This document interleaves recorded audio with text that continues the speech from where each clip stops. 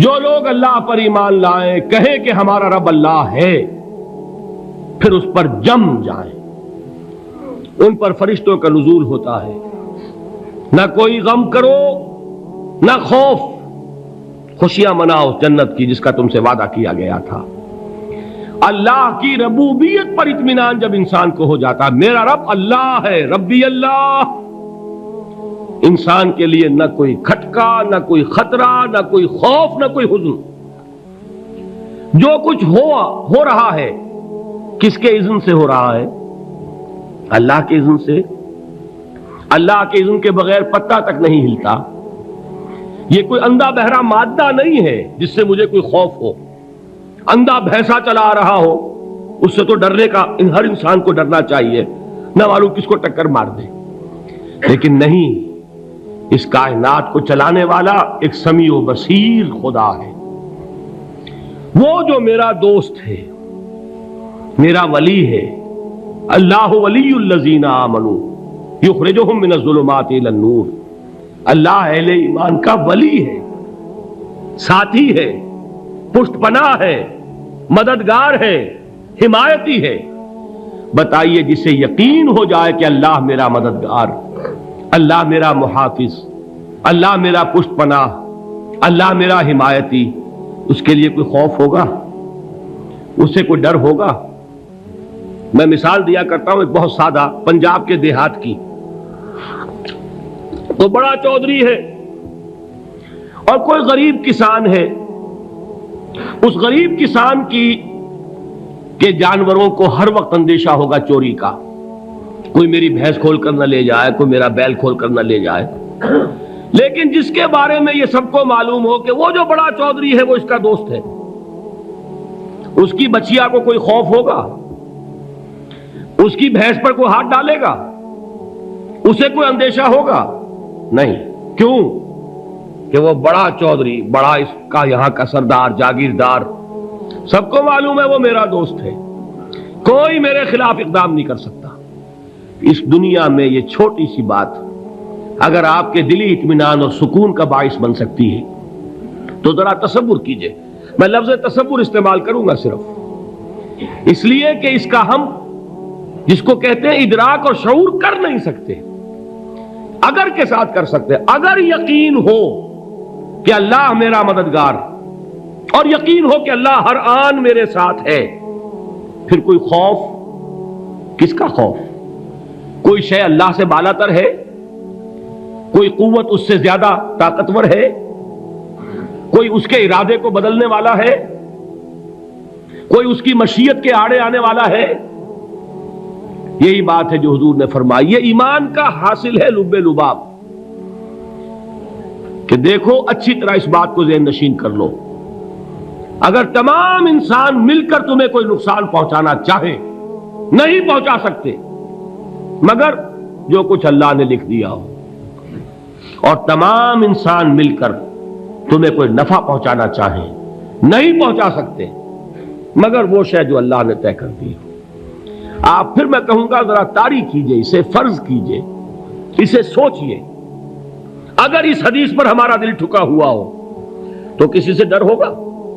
یہ مجھے نقصان نہ پہنچا دے، یہ میری رپورٹ خراب نہ کر دے، یہ میری انکریمنٹ نہ رکوا دے، یہ میرا یہ نہ بگاڑ دے، یہ میرا یہ نقصان نہ پہنچا دے۔ اس کا ڈر، اس کا ڈر، اس کا خوف، اس کی خوشامد، اس کے لیے جا کر طرح طرح سے اپنی عزت نفس کو ذلیل کروانا اس کے سامنے، یہ سب کچھ کیوں کرتا ہے انسان؟ جب سمجھتا ہے کہ اس کے ہاتھ میں میرا کوئی نفع ہے، اس کے ہاتھ میں میرے لیے کوئی ضرر ہے، یہ مجھے کوئی گزن پہنچا سکتا ہے، یہ مجھے کوئی نقصان پہنچا سکتا ہے، یہ میرا کوئی کام بنا سکتا ہے، یہ میری کوئی ضرورت پوری کر سکتا ہے، اسی کا نام شرک ہے۔ جہاں آپ نے یہ سمجھا کہ غیر اللہ کے اندر کوئی طاقت موجود ہے، وہی شرک ہے۔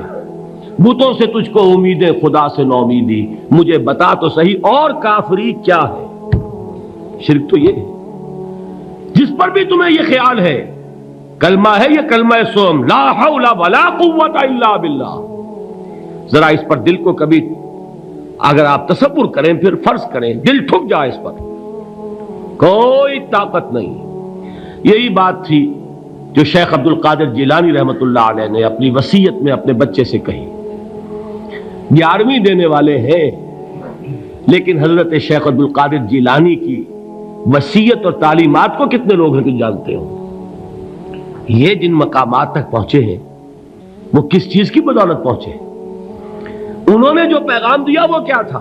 اے میرے بچے، جس طریقے سے قرآن مجید میں حضرت لقمان کی نصیحتیں جو ہے نقل کر دی گئی ہیں، میں یہ عرض کروں گا بالفرض اگر قرآن حضرت عبد القادر جیلانی کے بعد نازل ہوا ہوتا تو شیخ عبد القادر کی یہ نصیحتیں بھی قرآن میں درج ہوتی. اتنی اونچی نصیحتیں ہیں.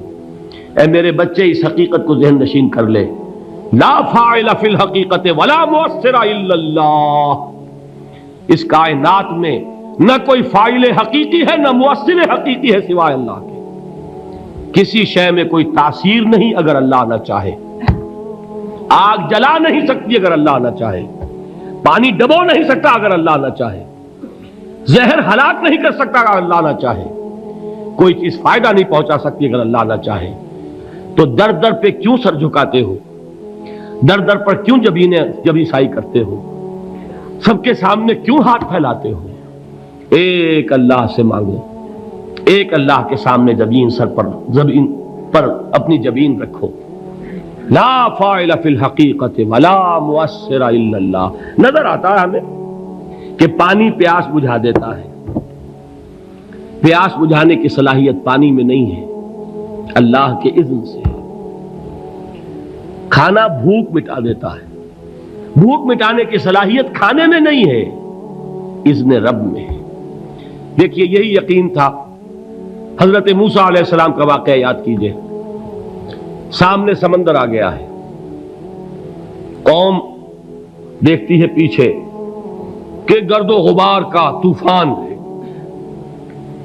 معلوم ہوا کہ فرعون اپنے لشکر سمیت آ گیا ہے. لشکر جب چلتا تھا تیز رفتاری کے ساتھ تو گرد و غبار کا جو طوفان اٹھتا تھا اس کا تصور کیجئے. اور لمحہ بلمحہ وہ قریب آ رہا ہے. پوری قوم نے کیا کہا؟ اے موسیٰ انا لمدرکون، اے موسیٰ ہم کو پکڑے گئے. قرآن مجید نے تو یہاں وہ باتیں نہیں لکھی ہیں، لیکن تورات میں یہ درج ہے کہ بنی اسرائیل جھگڑنے لگے، دست و گریبان ہو گئے موسیٰ کے ساتھ. موسیٰ ہمیں یہاں مروایا لا کر، اس سے تو ہم ہی بہتر تھے. وہاں کھانے کو ملتا تھا، زندگی تو تھی، بیگار ہم کر رہے تھے، موت تو نہیں تھی. اب جو کچھ ہوگا اس کا تصور کرو، جس طریقے سے ہمارے ٹکڑے اڑائے جائیں گے. تو لڑ رہے ہیں حضرت موسیٰ علیہ السلام سے. یہ تورات کی تفصیل ہے. قرآن میں صرف اتنا آیا ہے، پریشان ہو کر انہوں نے کہا انا لمدرکون، موسیٰ ہم تو پکڑے گئے. اس وقت موسیٰ کا جواب کیا ہے؟ کلا ان معی ربی سیہدین. نہیں، میرے ساتھ میرا رب ہے، وہ راستہ دے گا. بتائیے کہاں راستہ نظر آ رہا ہے؟ یہ ہے ایمان بالغیب. راستہ نظر نہ آئے تب اللہ پر یقین ایمان ہے. جیب میں پیسے ہوں اور تب دل کو اطمینان ہے تو ایمان کس پر ہوا؟ پیسے پر، اللہ پر نہیں. جب وسائل و ذرائع نہ ہو اور پھر یقین ہو کہ اللہ مسبب الاسباب ہے، وہ اسباب کا پابند نہیں ہے، وہ اسباب کا محتاج نہیں ہے، اسباب اس کے محتاج ہے. اگر یہ یقین ہے تو اللہ پر ایمان ہے. یہ نہیں ہے تو تمہارا ایمان اسباب پر ہے، وسائل پر ہے، ذرائع پر ہے، مادیات پر ہے، اللہ پر نہیں. اس وقت کہاں راستہ تھا؟ کوئی راستہ تھا؟ سمندر ہے اور ادھر سے لشکر آ گیا ہے. کلا ان معی ربی سیہدین. اب دیکھیے ایمان کہہ دینا آسان ہے، ہوا معکم اینما کنتم، جہاں کہیں بھی تم ہوتے ہو اللہ تمہارے ساتھ ہوتا ہے. لیکن اس کا یقین قائم ہو جائے تو زمین و آسمان کا فرق واقع ہو جائے. یہی بات ہوئی حضور کے ساتھ.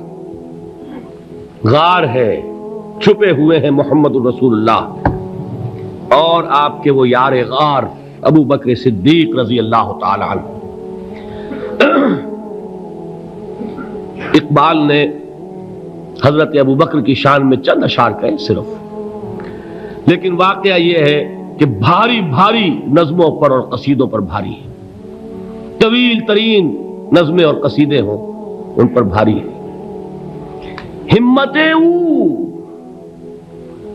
ابو بکر کی ہمت جو ہے کشت ملت را چو ابر، جیسے بارش سے کھیتی اپجتی ہے، ابو بکر کی ہمت اور عزیمت اس امت کو اسی طرح سینچنے والی ہے۔ ثانیے اسلام و غار و بدر و قبر، وہ دوسرے تھے اسلام میں، دوسرے پہلے کون تھے؟ انا اول المومنین، حضور فرماتے ہیں سب سے پہلا ایمان لانے والا میں، دوسرے ابو بکر۔ ویسے ہمارے ہاں یہ چلتا ہے اختلاف، حضرت علی پہلے ہیں کہ حضرت ابو بکر پہلے ہیں، لیکن اس میں بڑی خوبصورت تطبیق قائم کی ہے علماء نے، اور بہت صحیح ہے۔ چار کے بارے میں فیصلہ ہی مت کرو کہ کون پہلے ہے، ان کی ایک عجیب تقسیم کر دی ہے۔ آزاد مردوں میں، بالغ مردوں میں سب سے پہلے ابو بکر، بچوں میں سب سے پہلے علی، خواتین میں سب سے پہلے خدیجہ، اور غلاموں میں سب سے پہلے زید ابن حارثہ۔ بڑی پیاری تقسیم ہے، یہ چاروں ہی پہلے ہیں، ہر ایک کے لیے اولیت ہے۔ اور واقعہ یہ ہے کہ اگر زمانی اعتبار سے تعین ہوگا تو پہلے خدیجۃ الکبریٰ آئیں گی رضی اللہ تعالی عنہ، کسی اور سے بات کرنے کی نوبت بعد میں آ سکتی ہے، پہلے تو اہلیہ محترمہ سے بات ہوئی، آتے ہی پہلی وحی ہوئی ہے، ابھی تبلیغ کا حکم نہیں تھا۔ کس کو بتایا واقعہ؟ ابھی اپنی نبوت کی تبلیغ کا تو حکم ہی نہیں آیا، واقعہ کس کا ہے؟ وہ خدیجہ کا ہے۔ جب کہا ہے کہ خشیت علی نفسی، مجھے اپنی جان کا اندیشہ ہے، تو کیا جواب دیا خدیجہ نے رضی اللہ تعالی عنہا؟ وہ صدیقۃ الکبریٰ ہے، صدیقات جو ہے خواتین، ان میں چوٹی پر خدیجۃ الکبریٰ ہے رضی اللہ تعالی عنہا، اور صدیق جو مرد ہیں ان میں صدیق اکبر ہے ابو بکر صدیق رضی اللہ تعالی عنہ، لیکن صدیقات میں چوٹی پر۔ جب حضور نے فرمایا خشیت علی نفسی، کیا فرمایا، کیا عرض کیا، کیسے تسلی دی؟ نہیں نہیں، اللہ آپ کو ضائع نہیں کرے گا، آپ غریبوں کے ہمدرد ہیں، آپ مساکین کے تکالیف رفع کرنے والے ہیں، آپ بیواؤں کی سرپرستی کرتے ہیں، آپ مسافروں کی خدمت کرتے ہیں، اللہ آپ کو ضائع نہیں کرے گا۔ یہ یقین ہے اس خاتون کے اندر۔ خیر وہ ایک علیحدہ بات ہو جائے گی۔ میرے دل پر حضرت خدیجہ رضی اللہ تعالیٰ عنہ کی شخصیت کا بڑا گہرا نقش ہے، جو وہ کوئی اور ہی وقت اور موقع ہوا تو بیان ہوگا۔ بہرحال اقبال نے ایک مصرے میں جو چار اولیتیں جمع کر دی ہیں، ہمت او کشت امت را چو ابر، ثانی اسلام و غار و بدر و قبر۔ اسلام میں حضور کے بعد پہلے کون؟ ابو بکر۔ غار میں حضور کے ساتھ کون؟ ابو بکر۔ بدر کی رات اللہ کا رسول سر بسجود، وہ جھاڑ، وہ گھاس پھوس کی جو جھوپڑی بنائی گئی تھی، اور وہاں تلوار ننگی لے کر پہرا دینے والا کون؟ ابو بکر۔ اور اس حجرہ عائشہ میں محمد کے بعد سب سے پہلے دفن ہونے والا کون؟ ابو بکر رضی اللہ تعالی عنہ وصلی اللہ علیہ وسلم۔ وہ جو معاملہ میں سنا رہا تھا غار ثور کا، حضرت ابو بکر بھی حضور کے خیال سے لرز گئے ہیں۔ آپ کو یاد ہوگا کہ جا کر پہلے تمام جتنے سوراخ تھے انہیں بند کیا ہے، ایک سوراخ رہ گیا تھا جس کو بند کرنے کے لیے کوئی کپڑا نہیں تھا، وہاں اپنی ایڑی رکھی ہے، تب کہا ہے حضور سے تشریف لائیے، اور اپنے زانو پر حضور کو لٹایا ہے، اور وہاں کسی موذی جانور نے کاٹا ہے، حضور کی آنکھ لگ گئی تھی، اس وقت اس بل کے اندر جو بھی بچھو ہے کیا ہے واللہ عالم، اس نے کاٹا ہے، اس کی تکلیف کی وجہ سے ابو بکر کی آنکھوں سے آنسو ٹپک گئے، حضور کے چہرے مبارک پر پڑے ہیں، تو حضور جاگے ہیں، معاملہ کیا ہے؟ ایڑی نہیں ہٹائی وہاں سے، مبادا وہ جانور وہاں سے نکل کر محمد الرسول اللہ کو کوئی گزن پہنچا دے، ابو بکر کی ایڑی ہے، جس طرح چاہے کھا لے، ختم کر دے، جان نکل جائے تب کوئی آنچ آئے محمد پر تو آئے، لیکن جیتے جی نہیں۔ وہ ہے ابو بکر حضور کے خیال سے۔ اس وقت حضور نے پھر اپنا لعاب دہن لگایا ہے، اور اس سے پھر آپ کی تکلیف ختم ہوئی۔ جیسے خیبر میں حضرت علی کی آنکھ دکھ رہی تھی، اس کو جو شفا حاصل ہوئی ہے وہ بھی حضور کے لعاب دہن سے ہوئی۔ تو بہرحال اس وقت انہوں نے کہا ہے کہ اے نبی یا رسول اللہ، اگر اس وقت ان میں سے کسی نے غیر ارادی طور پر بھی اپنے قدموں کی طرف جھانک لیا تو پکڑے جائیں گے۔ کیا جواب تھا اللہ کے رسول کا؟ لا تحزن ان اللہ معنا، اللہ ہمارے ساتھ ہے، کیوں گھبراتے ہو ابو بکر؟ یہ ہے ایمان باللہ، میرا مالک اللہ، میرا رازق اللہ، میرا محافظ اللہ، میرا مددگار اللہ، میرا پشت پناہ اللہ، میرا دوست اللہ۔ یہ دوستی ہے اللہ کی جو لب لباب ہے، حاصل ہے ایمان کا، اسی کا نام ولایت ہے۔ اولیاء اللہ کے سروں پر سینگ نہیں ہوتے، جس کے دل میں ایمان راسخ ہو چکا ہو وہی اللہ کا ولی ہے، جسے اللہ پر یقین ہو چکا ہے وہی اللہ کا ولی ہے، جسے یقین ہے اللہ میرے ساتھ ہے، میرا مددگار، میرا پشت پناہ، میرا ساتھی، میرا دوست، میرا محبوب، میرا محب۔ اللہ اہل ایمان سے محبت کرتا ہے۔ واللہ یحب الصادقین، ان اللہ یحب الذین یقاتلون فی سبیلہ صفا کانہم بنیان مرصوص۔ اللہ محبت کرنے والا، اہل ایمان محبوب، اور اہل ایمان محبت کرنے والے اللہ محبوب۔ والذین آمنوا اشد حبا للہ۔